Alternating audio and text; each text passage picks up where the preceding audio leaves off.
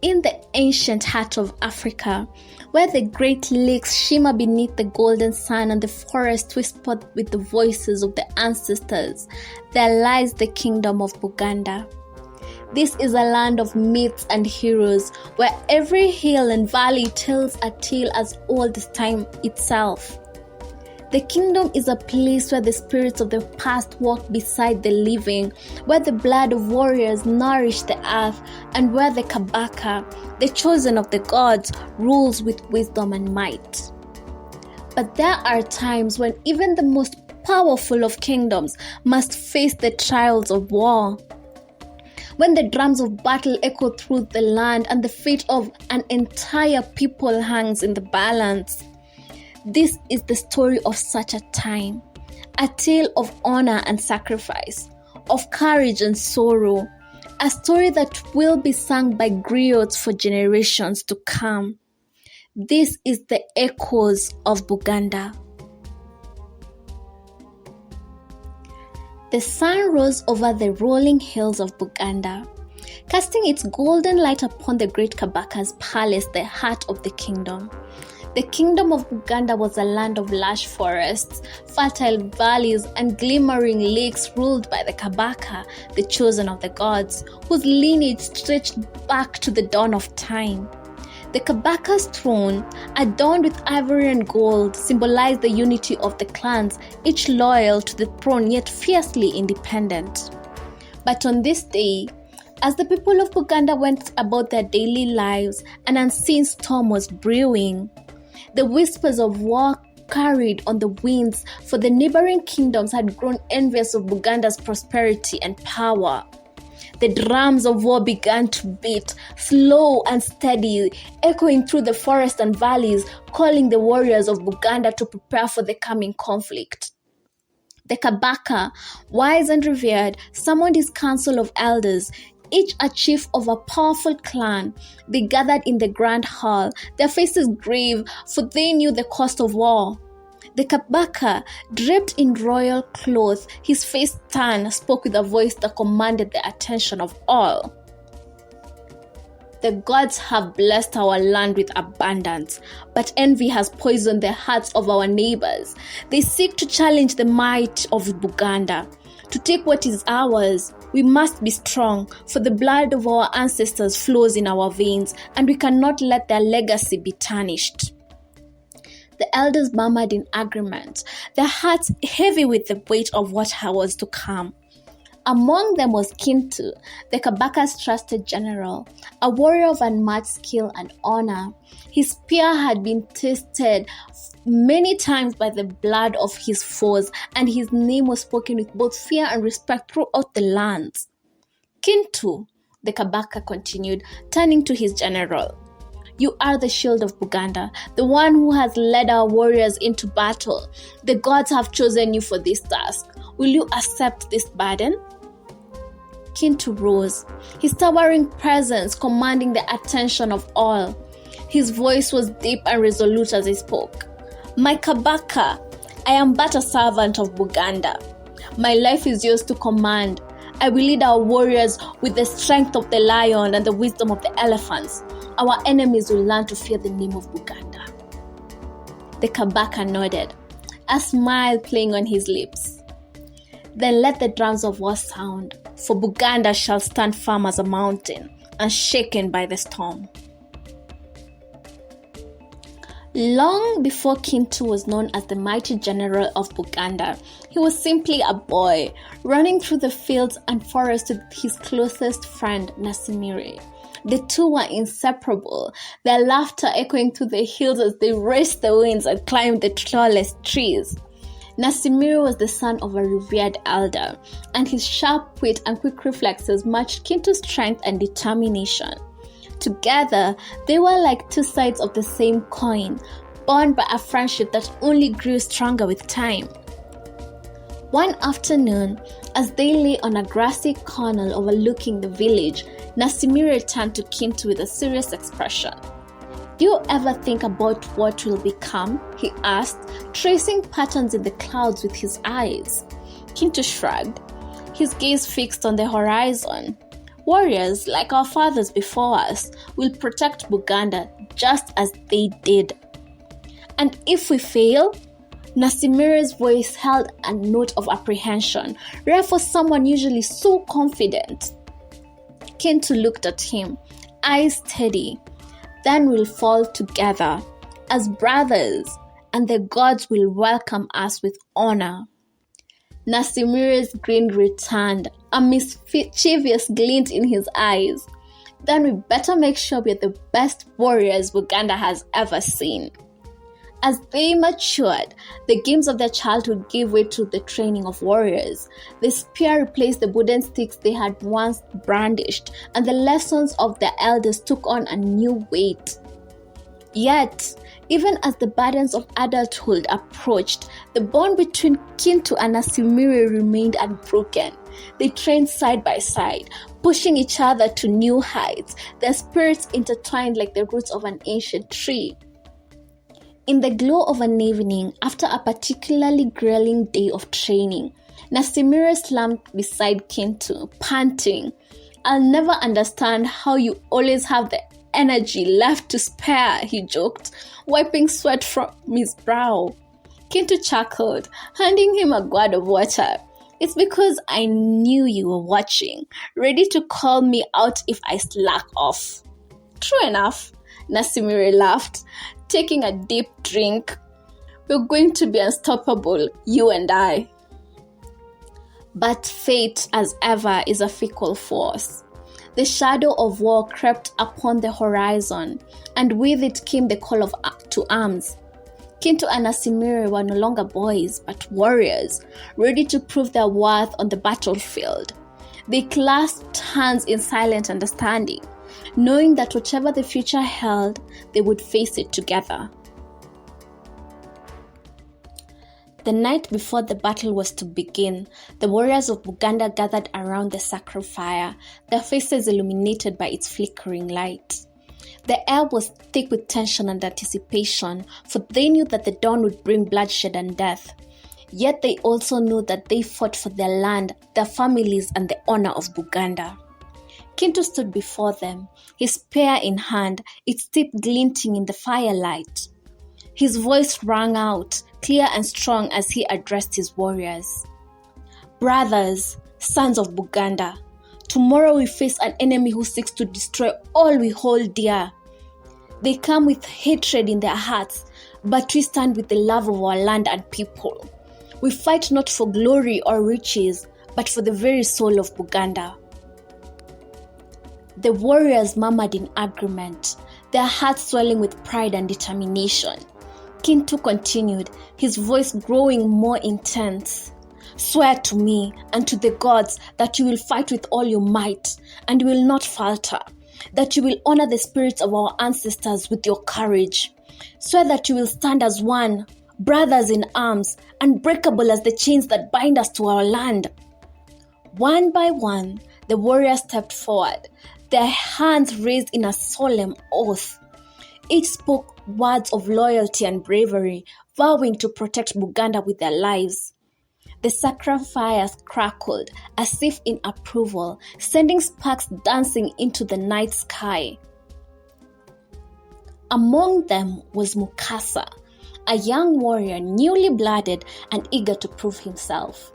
His heart burned with the fire of youth, and his eyes shone with the desire to earn the respect of his elders. He stepped forward, his voice filled with determination. "I swear by the spirits of my ancestors that I will fight with all my strength. I will bring honor to my name and to the name of Buganda. Let the gods bear witness to my oath." Kintu placed her hand on Mukasa's shoulder, a rare gesture of affection. "May the gods guide your spear, Mukasa. You have the heart of a true warrior." Mukasa nodded, his resolve firm. "I will not fail you, General. Buganda's enemies will learn to fear our name." As the night wore on, the warriors shared stories of battles past, of heroes whose names had become legend. The fire crackled and the drums beat softly in the distance, a reminder of the battle that awaited them at dawn. They knew that some of them would not live to see another sunset, but there was no fear in their hearts, only a fierce resolve.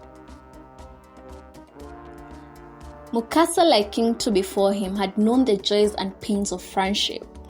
As a child, he had been inseparable from his cousin Kasule, a boy of boundless energy and unshakable loyalty.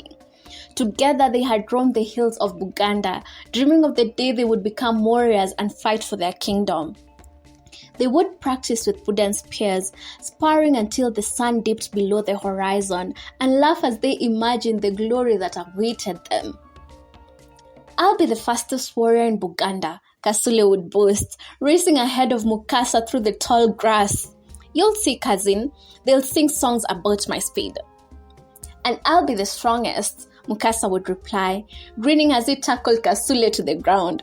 "But they'll sing about us together because no one can defeat us when we're side by side." As they grew, their bond deepened, strengthened by the trials they faced together. When they were finally old enough to join the ranks of Buganda's warriors, they did so side by side, eager to prove themselves. Mukasa was the more outgoing of the two, his courage infectious, while Kasule's calm demeanor provided a steadying influence. Together, they were a formidable pair, their friendship a source of strength on and off the battlefield. Just before being blooded, the first real test came during a raid on a rival kingdom's border. The battle was fierce and the enemy fought with desperation, but Mukasa and Kasule held their ground. It was during this fight that Mukasa earned his first true scars, marks of bravery that he wore with pride. Yet it was Kasule who saved his life that day, pulling him out from the jaws of death when an enemy's spear found its mark. Mukasa never forgot that moment. It solidified the bond between them, a bond that will only grow stronger as they faced greater challenges together. But as fate would have it, not even the strongest friendship could shield them from the ravages of war. As the war with the rival kingdoms reached its peak, the Kabaka called upon every able-bodied warrior to defend Buganda. The final battle, it was said, would determine the fate of the kingdom. The warriors of Buganda gathered at Namirembe, a place where the hills kissed the sky and the spirits of the ancestors could be felt in every breath of wind. Kintu, now a seasoned general, led the forces with the stoic determination that had become his hallmark. Mukasa stood at his side, a warrior now fully grown in his courage, skills sharpened by the fires and countless battles. But there was an unspoken understanding between them. This battle would not be like the others. The enemy was vast, their numbers overwhelming, and the stakes had never been higher. The clash of steel on steel, the cries of the wounded, the thundering hooves of war horses, all these sounds filled the air as the two armies met. Kintu fought with the fury of a lion, his spear cutting through the enemy ranks like a blade through grass. He moved with precision, every strike calculated, his eyes scanning the battlefield for threats. Amid the chaos, his thoughts wandered to Nasimire and how they had once dreamed of these very moments, never knowing the reality would be so grim. Mukasa, ever bold, had charged into the thickest part of the battle, his spear striking down enemies left and right. He fought with the strength of 100 men, his heart pounding with the rhythm of war. Yet, as he cut down another foe, his gaze caught sight of Kasule, battling valiantly nearby. Mukasa's heart swelled with pride and a twinge of fear. He could not lose his cousin, his brother in all but blood. But fate is a cruel mistress. As Mukasa fought his way toward Kasule, he saw it. The fatal blow. An enemy's spear found its mark, and Kasule fell to the ground, his eyes wide with shock. Mukasa's world narrowed to that single moment, and with a roar of anguish, he fought his way to his cousin's side. But it was too late. Kasule's life had been ebbed away, his final breath a whisper of their childhood dreams. Kintu, too, was not spared the agony of loss. Amid the fray, he saw Nasimire fighting with the same fierce determination that had defined their friendship. But as Kintu moved to assist him, an enemy blade struck true and Nasimire fell. The weight of grief threatened to crush Kintu, but he pushed forward, knowing that he must survive, if only to honor his friend's memory. As the battle raged on, both Mukasa and Kintu were forced to fight through their pain, their tears mingling with the blood of their enemies. They fought with the strength of men who had nothing to lose, their fury unmatched. But in the end, the price of victory was steep. Too many had fallen, their names etched into the annals of history. The Battle of Namirembe had been won, but its price was steep. The fields, once verdant with life, were now red with the blood of those who had fought and fallen. The victory was a bitter one, and the air hung heavy with the sorrow of those left behind. Yet the Kabaka, ever wise and just, knew that the spirits of Buganda needed to be lifted, for the kingdom's strength lay in its unity.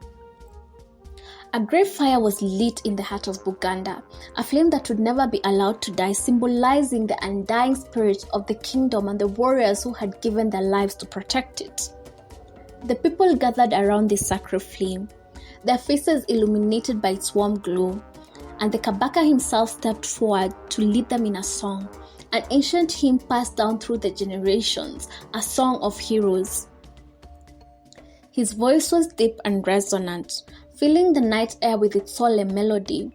The people joined in, their voices rising together in a powerful chorus, a tribute to those who had fought and fallen in the name of Buganda.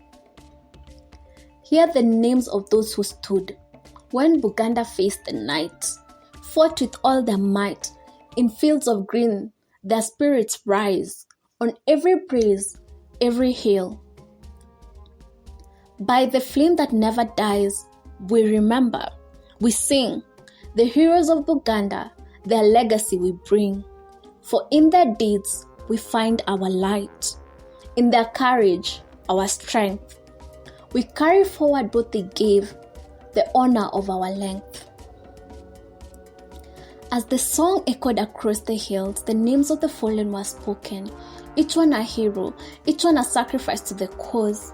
The flames flickered and danced, casting long shadows that seemed to take on the forms of those who had fought and died. The Kabaka's voice was filled with pride, his eyes alight with the vision of a future secured by the bravery of his people.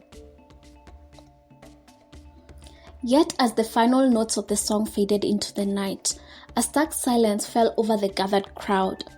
The Kabaka's gaze swept across his warriors, seeing not just the victory but the cost at which it had been won.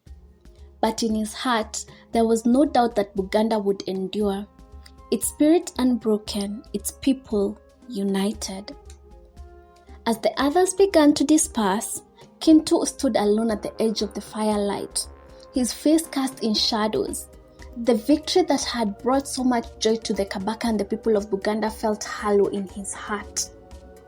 The names sung in the Kabaka's hymn were not just heroes, they were friends, brothers, companions whose lives had been cut short by the sword of fate. Mukasa approached him, his armor stained with the blood of the battle, his face lined with weariness and sorrow. The firelights flickered in his eyes, but there was no warmth in his gaze, only a deep aching sadness. Kintu turned to him, his expression inscrutable. "You fought well, Mukasa. The God smiled upon you today." Mukasa nodded slowly, his voice quiet, almost a whisper. "But at what cost, General? So many lives lost.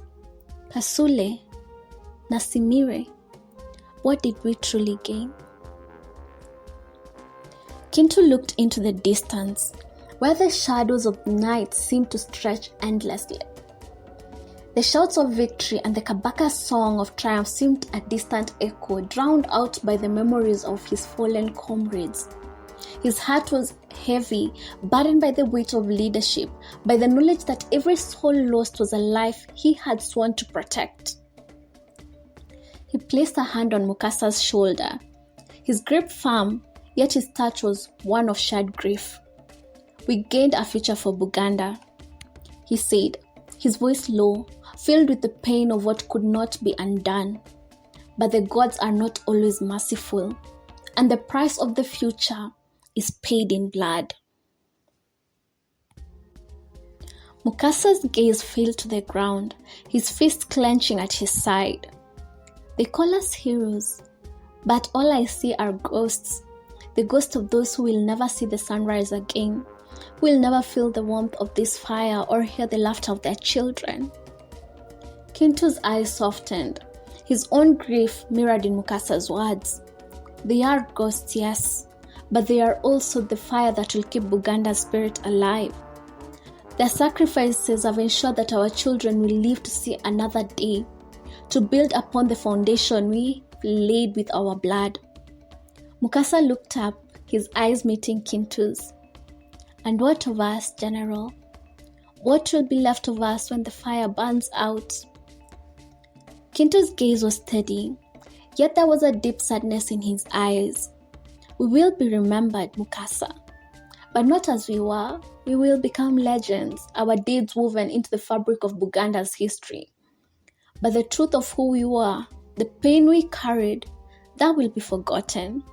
We will be symbols of victory, not men who lost everything to achieve it."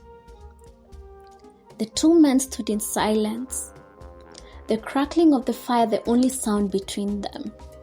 The weight of their losses hung heavy in the air, but so too did the knowledge that the sacrifices had not been in vain. They fought not for glory, but for the survival of Buganda, for the future of their people. As the night deepened, the flames of the great fire continued to burn brightly, unwavering and eternal, a beacon of the indomitable spirit of Buganda. Kintu and Mukasa walked away from the fire side by side, their steps heavy with the burden of their memories. The kingdom they had fought to protect would endure, and the fire, a symbol of their sacrifices, would burn on, its light guiding future generations.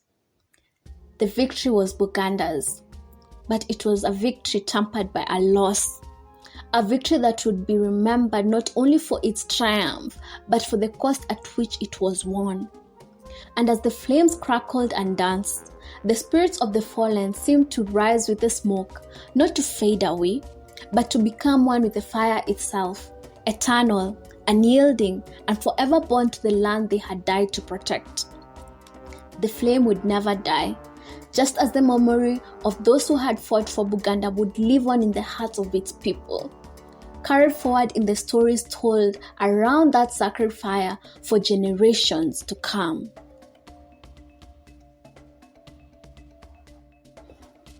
As the flames of Buganda's eternal fire continue to burn, so too does the legacy of its heroes, their spirits woven into the very fabric of the land they fought to protect. The tales of their courage and sacrifice are not merely stories of the past. They are the living heartbeat of a people whose strength lies in their unity, whose future is built upon the foundation of valor and honor. In every corner of Africa, from the mountains to the plains, from the rivers to the deserts, there are stories waiting to be told. Stories of gods and kings, of warriors and dreamers, of love and loss, of triumph and tragedy. These are the stories that define us, that connect us to our ancestors, and that inspire us to carry their wisdom into the future. Join us on this journey through the rich tapestry of African legends and history. Subscribe to Whispering African Tales and let the echoes of the past guide you to new horizons. For in these stories, we find not only the roots of who we are, but the wings that will carry us forward. The flame of Buganda's spirit will never die, and neither will the stories that keep our hearts alight. Until the next tale, may your own flame burn bright, and may the whispers of our ancestors guide you on your path